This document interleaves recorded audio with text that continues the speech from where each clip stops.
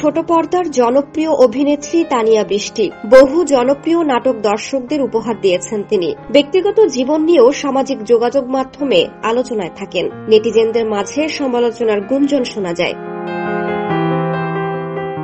অভিনেত্রীর সঙ্গে অভিনেতা আরশ খানের প্রেমের গুঞ্জন নিয়ে অসংখ্যবার আলোচনায় এসেছেন তিনি। তবে এবার ব্যক্তিগত কোনো কারণে নয়, সাহসী চরিত্রের একটি নাটকের জন্য প্রশংসা কুড়াচ্ছেন তানিয়া বৃষ্টি।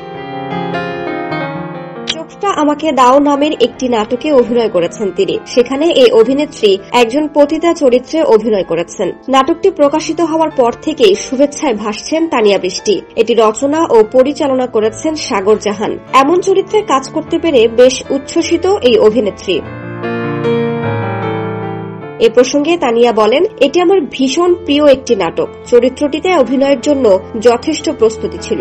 সাগর ভাই আমার অত্যন্ত প্রিয় একজন পরিচালক। তার নির্দেশনায় এর আগেও বেশ কিছু ভালো গল্পের নাটকে অভিনয় করেছি। কৃতজ্ঞতা প্রকাশ করছি তার প্রতি। অবশ্যই আন্তরিক কৃতজ্ঞতা প্রকাশ করছি আমার সহশিল্পী জোভানের প্রতিও। ধন্যবাদ পুরো ইউনিটকে। এ নাটকের জন্য দর্শক ও শুভাকাঙ্ক্ষীদের কাছ থেকে বেশ প্রশংসা পাচ্ছি। নির্মাতারাও প্রশংসা করছেন। আগামীতে আরো ভালো ভালো অন্যরকম গল্পের প্রতি আমার মনোযোগ থাকবে।